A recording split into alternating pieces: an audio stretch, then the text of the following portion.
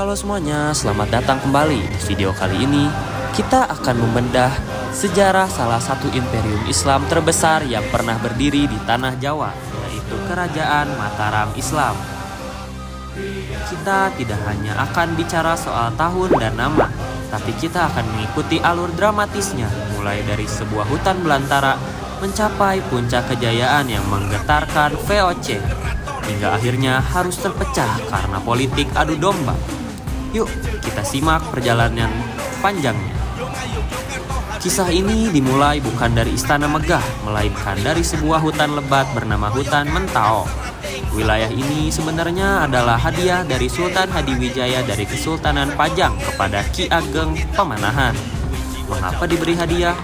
Karena Ki Ageng Pemanahan berjasa besar dalam menumpas pemberontakan Arya Penangsang yang legendaris. Tanah ini awalnya sunyi dan liar, namun dengan kerja keras, Ki Ageng Pemanahan dan pengikutnya membabat hutan tersebut, membangun pemukiman, dan menjadikannya daerah pertanian yang subur. Perlahan tapi pasti, Mentao yang tadinya hutan berubah menjadi desa makmur yang mulai dilirik banyak orang.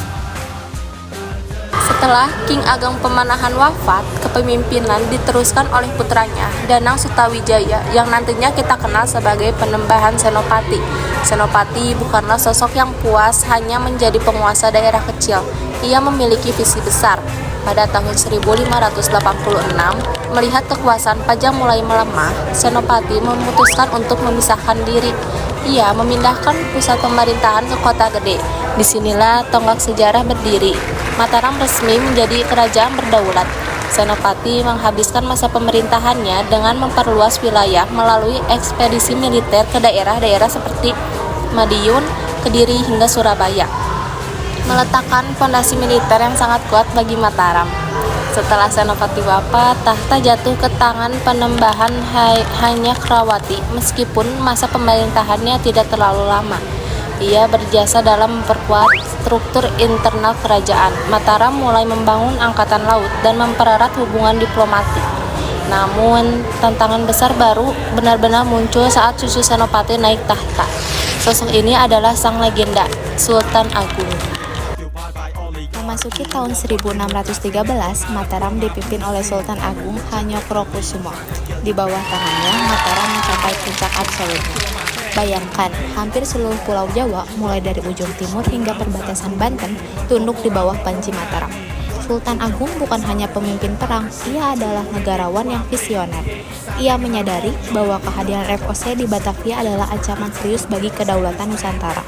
Inilah yang memicu serangan kolosal pada tahun 1628 dan 1629. Meski serangan ini gagal total karena masalah logistik dan taktik licik VOC yang membakar gudang beras Mataram, keberhadian ini menjadi simbol perlawanan abadi terhadap penjajahan.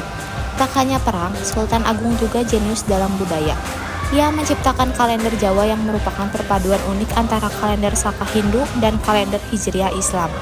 Ia juga menetapkan bahasa Jawa dalam tingkatan Ngoko dan Kromo untuk mengatur etika sosial. Mari kita intip sejenak bagaimana kehidupan rakyatnya. Mataram saat itu adalah agraris raksasa. Sultan Agung membangun sistem irigasi besar-besaran sehingga Jawa menjadi eksportir beras terbesar di kawasan ini. Rakyat hidup dalam tatanan yang sangat religius, namun tetap memegang teguh adat istiadat leluhur. Di masa inilah perpaduan antara Islam dan tradisi Jawa mencapai bentuknya yang paling harmonis, yang pengaruhnya masih bisa kita rasakan dalam ritual-ritual keraton hari ini. Sayangnya, masa keemasan itu mulai meredup setelah Sultan Agung wafat pada 1645. Penggantinya, Amangkurat I, memiliki watak yang sangat berbeda.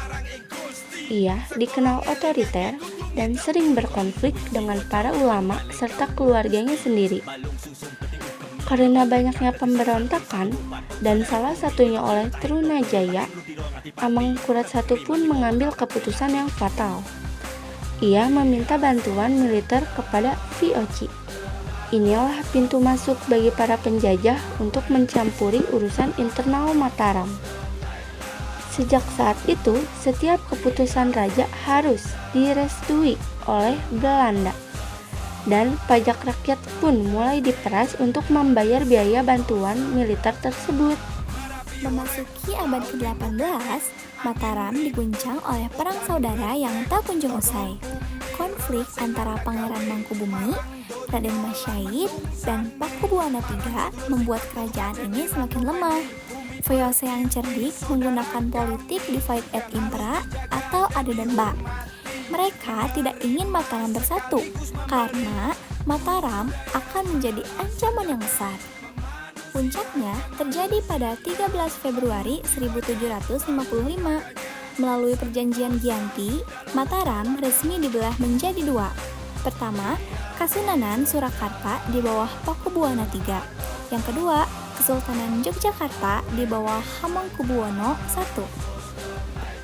2 tahun kemudian, melalui perjanjian Salatiga, wilayah ini terpecah lagi dengan berdirinya Mangkunegaran. Mataram yang dulunya satu dan perkasa, kini tinggal potongan-potongan kecil yang berada di bawah pengawasan Belanda. Meskipun secara politik Mataram Islam telah berakhir warisannya abadi, kita masih bisa mengunjungi kota gede dengan makam-makam rajanya yang sunyi, melihat kemegahan Masjid Gede Kauman, atau menyaksikan tradisi sekatan yang meriah. Jiwa Mataram tetap hidup dalam seni tari, sastra, dan tata krama masyarakat Jawa hingga detik ini. Terima kasih sudah menonton. Jangan lupa like dan share jika kalian suka video ini.